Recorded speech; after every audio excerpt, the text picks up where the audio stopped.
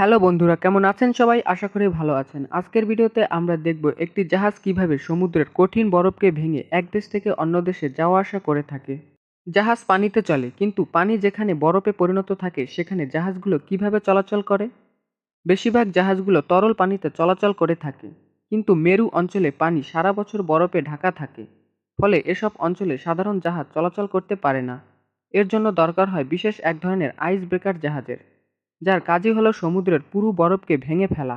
বিশেষ এই ধরনের জাহাজগুলো না থাকলে হয়তো আমরা অন্য দেশের পণ্য ব্যবহারই করতে পারতাম না।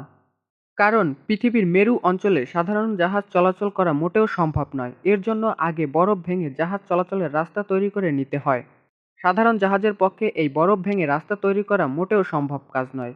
এই রাস্তা বানাতে ব্যবহার করা হয় আইস ব্রেকার নামের এক ধরনের বিশেষ জাহাজ।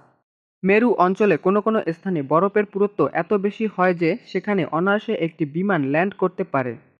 মেরু অঞ্চলের বরফ কয়েক মিটার থেকে কয়েক হাজার মিটার পর্যন্ত পুরুত্ব হয়ে থাকে, যার কারণে সেখানে সাধারণ জাহাজের পক্ষে বরফ ভেঙে রাস্তা তৈরি করা সম্ভব নয়। আর এই কঠিন কাজকেই সম্ভব করাই আইস ব্রেকারের কাজ। একটি জাহাজকে আইস ব্রেকার হতে হলে এর সামনের অংশকে অনেক বেশি শক্তিশালী হতে হয়। এর সাহায্যে অনেক বড় বড় বরফ খণ্ডকে ভেঙে টুকরো টুকরো করে দেয়। বরফ ভাঙার জন্য আইস ব্রেকার জাহাজগুলোকে বিশেষভাবে তৈরি করা হয়।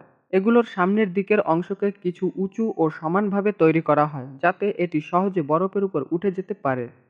এরপর জাহাজটি প্রচণ্ড গতিতে বরফের উপর চাপ প্রয়োগ করে। এর ফলে বরফ ভেঙে যায়।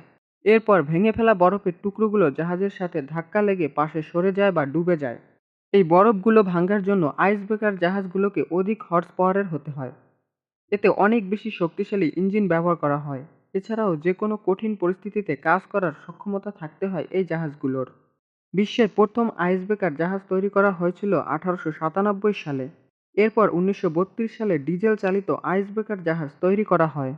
আর 1957 সালে চালু করা হয় পরমাণু শক্তি চালিত আইস ব্রেকার জাহাজ। রাশিয়ার তৈরি করা এই আইস ব্রেকার জাহাজকে বলা হয় পৃথিবীর সবথেকে বড় শক্তিশালী আইস ব্রেকার জাহাজ। এটি প্রায় 80,000 হর্স পাওয়ারের শক্তি উৎপন্ন করতে পারে। এতে রয়েছে দুটি ইঞ্জিন ও দুটি টার্বো জেনারেটর। পুরো জাহাজটিকে কন্ট্রোল করার জন্য 70 জন ক্রু মেম্বারের প্রয়োজন হয়।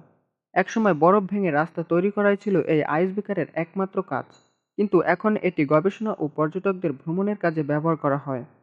বর্তমান বিশ্বে জাহাজ চলাচলের ক্ষেত্রে আইস ব্রেকারগুলো খুব গুরুত্বপূর্ণ ভূমিকা পালন করে থাকে। তো বন্ধুরা, আজকের ভিডিওটি এই পর্যন্তই। ভিডিওটি ভালো লাগলে অবশ্যই আমাদের চ্যানেলটি সাবস্ক্রাইব করবেন।